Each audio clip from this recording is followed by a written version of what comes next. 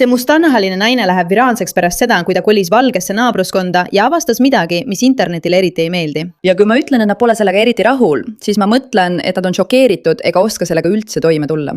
Ma elan 99% valdes linnas, valges kogukonnas ja siin on vaikne, puhas, rahulik, pole segajaid, häireid ega lahkhelisid. Muidugi, see ei kehti iga valge naabruskonna kohta, aga uurime, miks internet sellest sõna otseses mõttes hulluks läheb. Päris vestluseks, sest see mustanahaline naine on muutunud viraalseks, kuna kolis teisele poole riiki valdavalt valgesse naabruskonda ja ta ütleb, tead mis, valges naabruskonnas mustanahalise naisena elamine on parem kui ükskõik, kus ma varem olen elanud. Räägime sellest. Nüüd vaatame tema esimest videot, mis kogu selle poleenika käivitas ja lõpuks viraalseks muutus ja siis vaatame, kuhu edasi liigume. Nüüd Te teate, et ma olen rääkinud idarannikult lahkumisest, mida ma ka tegin. Ja nüüd olen siin läänerannikul. Ja ma räägin teile, mis on hullumeelne. Siin pole peaaegu üldse mustanahalisi inimesi. Terves minu elamurajoonis on ainult 2 mustanahalist inimest. Ja ma olen näinud ainult 1 mustanahalist inimest ning tema töötab Publixis. Tead mis?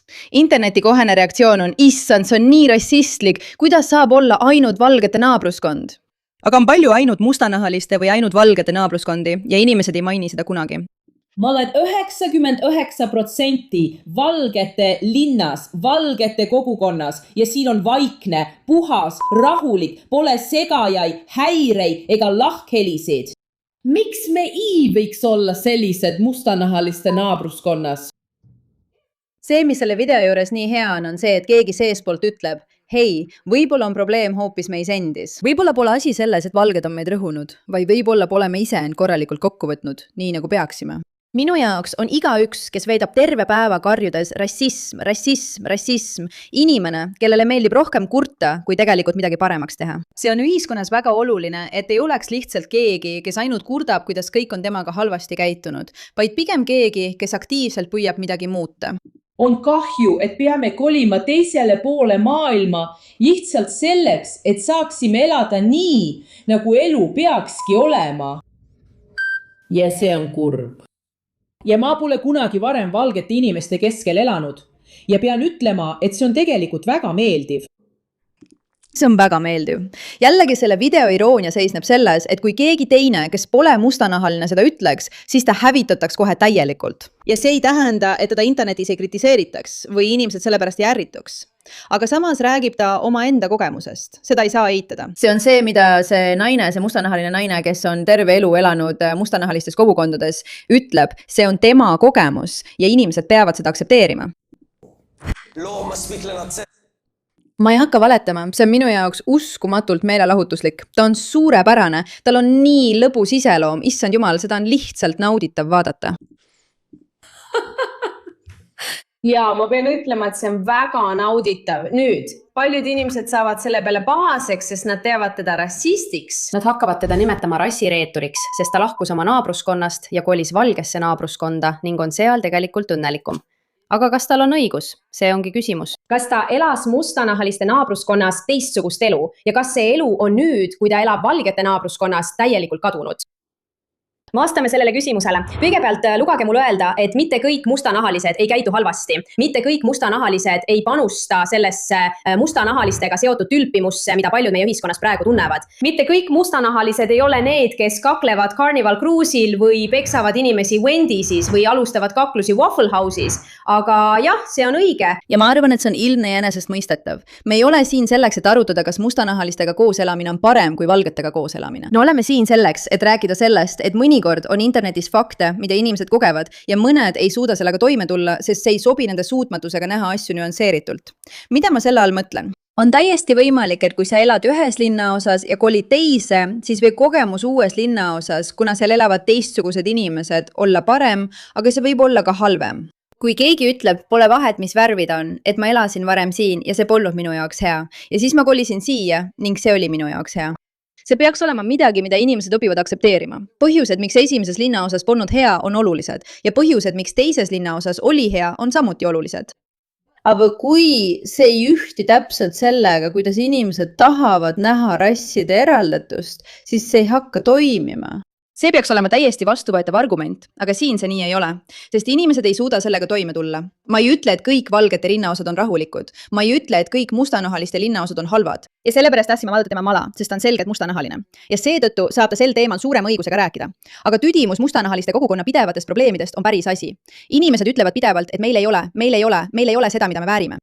Võib-olla mingil hetkel tuleb see sellest, kuidas sa oma elu elad, mitte sellest, et sind rõhutakse. See on konkreetne probleem mustanahaliste kogukonnas, kui me seda üldse nii nimetada tahame, just nende konkreetsete probleemidega ja ma arvan, et sellest ta räägibki. Ja nüüd, kui ta on kolinud valgete naabruskonda, vaatab ta ringi ja ütleb, et ta ei näe sellist käitumist, sest seda lihtsalt ei talutaks, on täiesti okei neid asju tunnistada. On täiesti okei välja tuua, et on olemas probleemid ja on ka okei mitte tahta nende probleemidega koos elada, kui sul on õigus. Aga see ongi asi, kui sa julged öelda, et mingis ühiskonnas on probleem ja et nad käituvad teatud viisil, siis tembeldatakse sind kohe rassistiks. Ja muidugi see ei käi kõigi kohta selles ühiskonnas, see on iseenesest mõistetav. Aga fakt, et see video läheb nii viraalseks, kus naine räägib oma enda kogemusest, elades selles kogukonnas ja inimesel ütlevad, ei, see ei ühti minu maailmavaatega, see ongi probleem omaette. Tegelikult ei ole see üldse seotud mustanahaliste ja valgete vastandamisega.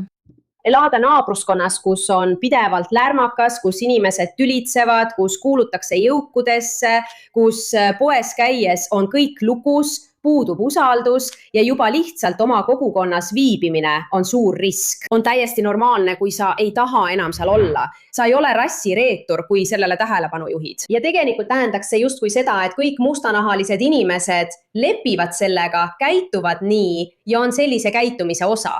On täiesti normaalne tahta endale enamat. On täiesti normaalne endale enamat võtta ja seda ta teebki. Aga loomulikult saab ta vihkamist selle eest, et kolis valgete naabruskonda ja tegi selle avalduse. Kuid ta ei jäta seda niisama. Ta vastab. Vaatame sinu järgmist videot. Ja ma lihtsalt tean, et tema vastus saab olema puhas kuld. Ma mõtlen, see naine saab interneti sensatsiooniks. Ma ütlen sulle midagi. See on tõesti häbiväärne. Kui palju mustanahalisi inimesi tuleb minu postkasti minuga rääkima? Sest ma olen tegelikult õnnelik, et elan naabruskonnas, mis on puhas, ilus, selge ja vaikne. Ja nii lihtsalt juhtuski, et ümberringi olid ainult valged inimesed. Ja mul on mustanahalised inimesed, kes üritavad panna mind end halvasti tundma. Sest ma tahan kasvatada oma poega keskkonnas, kus ma ei taha, et ta arvaks, et kräki suitsetamine ja prostituudiks olemine on normaalne. Ja siis hoiad oma naabruskonna räpasena ning sõidad ringi, rikud rahu. Ja püksid on sul tagumiku all. Sa kõnnid ringi, kannad neetud jänkusid ja oled hunnik räpaseid hoorajaid ning su paksud lapsed. Et see on normaalne. Kurat, vaata mu poega. Vaata mu last. Laps elab kuradima head elu ja sa arvad, et ma teen sellepärast midagi valesti. Ma tean. Mina ei arva. Ma mõtlen, et sina ei saaks kunagi öelda neid asju, mida tema ütles, aga tema ütles seda oma kogemuse põhjal, nende inimeste põhjal, keda ta oma naabruskonnas nägi, nende asjade põhjal, mis olid tema jaoks ebamugavad. Ja ta tahab paremat elu. Ja just sellist tüüpi inimest internet vihkabki. Virisev internet vihkab. Naine, kes on valmis ütlema, vaata ma näen, et siin on probleem. Ja selle asemel, et lihtsalt istuda, süüdistada ja viriseda, teen ma otsuse, isegi kui see pole otsus, mida ühiskond ootab. Sest enamik inimesi ei tunne end oma eluga mugavalt ja nad tahavad, et ka teised jääksid samasse ebamugavusse, et nad ise tunneksid end paremini sellepärast, et nad pole midagi muutnud, pole edasi liikunud ega end parandanud. See naine tegi otsuse oma elu paremaks muuta ja räägib sellest avalikult. Tõenäoliselt on seal, kus ta elab kallim. Tõenäoliselt on see teistsugune kogukond kui see, kus ta üles kasvas, nagu ta on üsna selgelt välja öelnud. Ja ta on sellega rahul, sest ta tahab oma pojale paremat elu. Ometi ei suuda internet seda taluda.